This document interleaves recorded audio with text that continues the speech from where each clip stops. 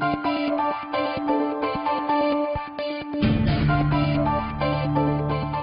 and welcome to A Spirited Debate. I'm Lauren Green.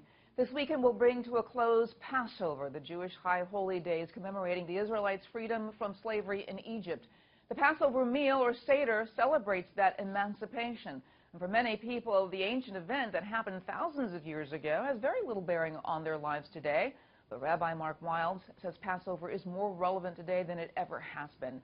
Rabbi Wildes is the founder and director of the Manhattan Jewish Experience, and he joins me now. Welcome, Rabbi.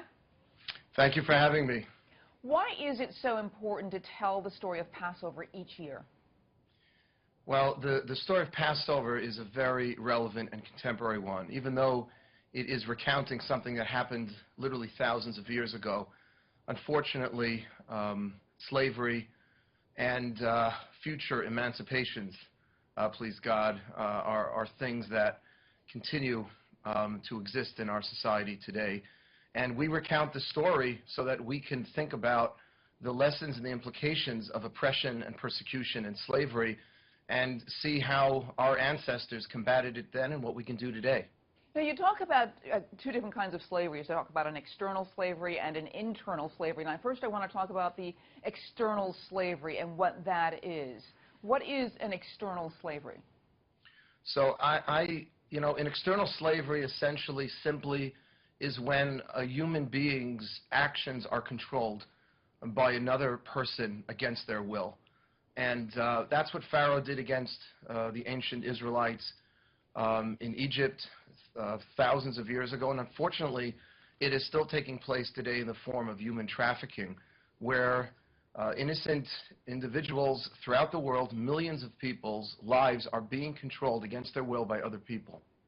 Now, when you talk about an internal slavery, you wrote, on a soul psychological level, we are enslaved by technology, slaves to our jobs, to our mortgages, credit card bills, school loans, to our relentless self-doubt, egos, materialism, or bad habits. I mean, that's a lot of stuff, and that really has an impact on just about everybody.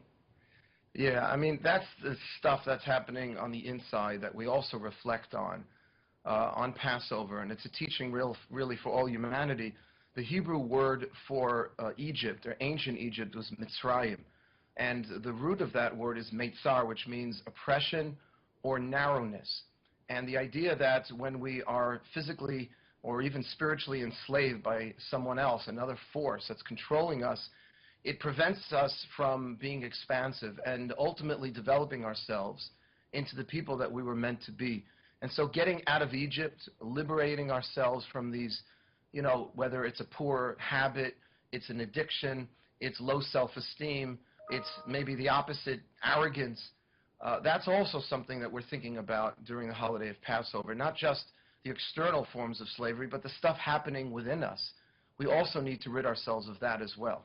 The first kind of slavery, the external kind of slavery, that's really in the form of social action.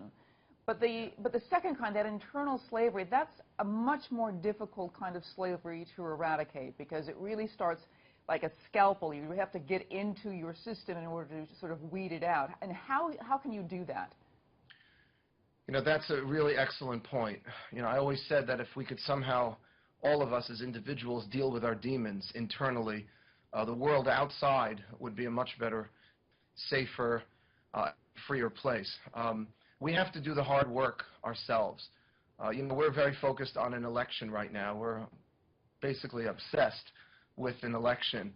And I often find it, curious that we externalize all of our solutions. If we only had this kind of president, then my life would be better. If I only had this kind of job, my life would be better. If my relationship, we have to take personal responsibility. Judaism is all about personal responsibility, looking inside and doing the hard work. And there are no shortcuts, there are no easy way outs. But the first thing to do is to stop blaming the problems and the issues on things happening outside of us, when so much of what could be rectified can be done internally, whether it's through some good therapy, self-reflection, speaking to friends, and just being brutally honest with ourselves as to what our issues are and what do I need to do to combat those issues. Because no matter who gets elected, I assure you that 90% of the problems and issues we face today will not be solved by the best president in the world. They can only be solved by ourselves, by looking inward and trying to do the hard work that's necessary. And I thank you so much, Rabbi Wildes, for being here. Some really, really wonderful advice. It's a pleasure, and I wish you and everyone a happy Passover. Thank you so much. And for more information, you can go to jewishexperience.org. I'm Lauren Green, and thanks for watching A Spirited Debate.